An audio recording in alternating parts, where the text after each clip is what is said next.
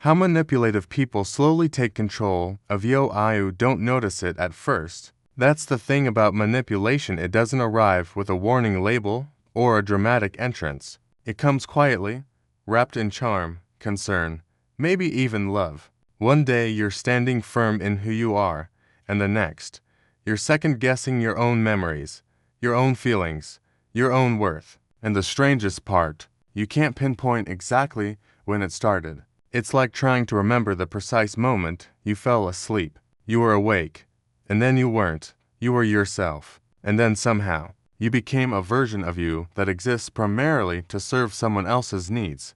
Here's what most people don't understand about manipulative people. They're not villains twirling mustaches in dark corners. They're often deeply wounded individuals who learned early that the world is unsafe, that people will leave, that control is the only currency that matters. Somewhere in their past, vulnerability became a threat. So they built walls, not just around themselves, but around others too. They learned that if they could control how you see them, how you see yourself, how you see reality itself, they'd never have to face that original wound. Your autonomy became their security blanket. The process begins so subtly, you'd never call it manipulation if someone pointed it out in those early days. They pay attention to you in ways others don't. They remember small details about your life. They make you feel seen, special, chosen. And if you're someone who's spent years feeling invisible or misunderstood, this attention feels like water in a desert. What you don't realize is that they're not just connecting with you, they're studying you. Every insecurity you share, every fear you confess, every boundary you mention becomes information. They're building a map of your inner world, cataloging your soft spots, understanding exactly where you're most vulnerable to influence. Then comes the isolation. But it never looks like isolation. It looks like love. It looks like protection. They might say things like, "I don't think your friends really understand you like I do," or "Your family doesn't appreciate how much you've grown."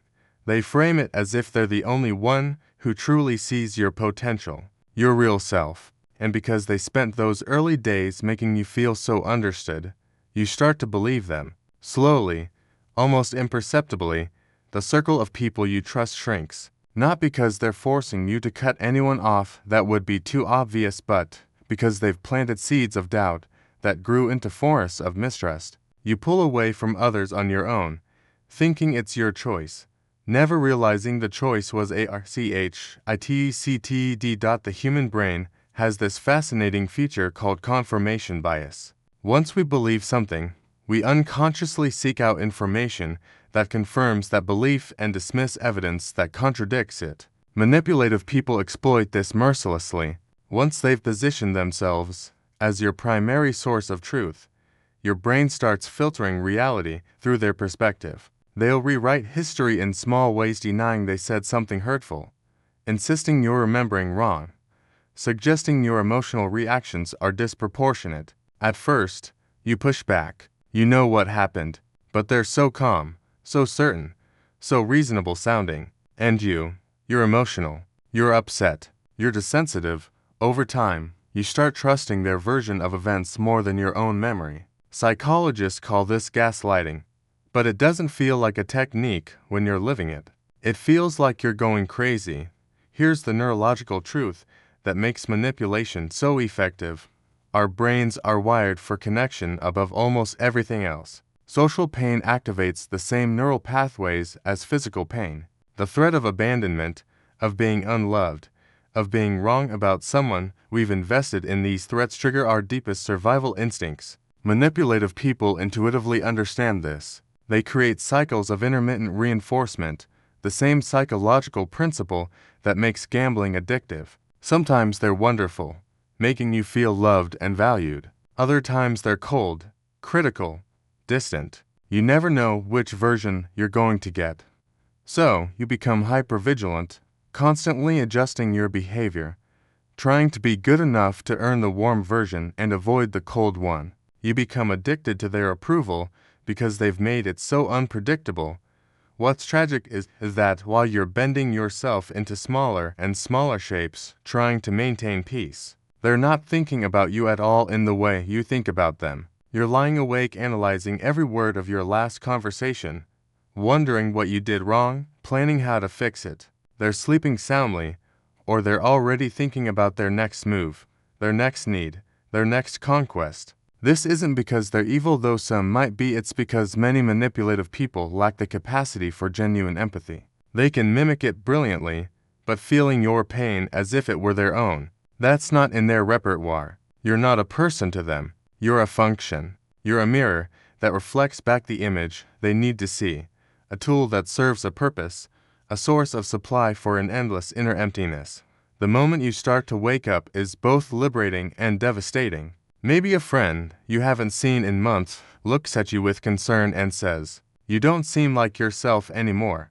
Maybe you catch a glimpse of yourself in a mirror and don't recognize the exhausted, anxious person staring back. Maybe you find yourself about to apologize for something you didn't do, again, and something inside you finally whispers, "No."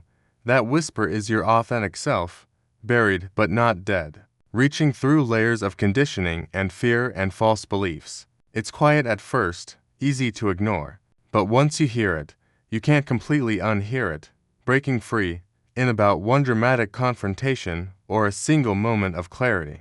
It's about slowly, painstakingly rebuilding trust in your own perceptions. It's about sitting with the uncomfortable possibility that someone you loved, someone you defended, someone you rearranged your entire life around, was never who you thought they were. It's grieving not just the relationship, but the version of yourself who was so desperate to be loved that you accepted crumbs and called it a feast. The question that matters now, in how they took control, it's why you gave it away. And before you spiral into self-blame, understand this: you gave it away because you're human, because you were taught that love requires sacrifice, because you believed that being understanding meant accepting unacceptable behavior, because somewhere along the way, you learned that your needs were negotiable, but everyone else's were mandatory.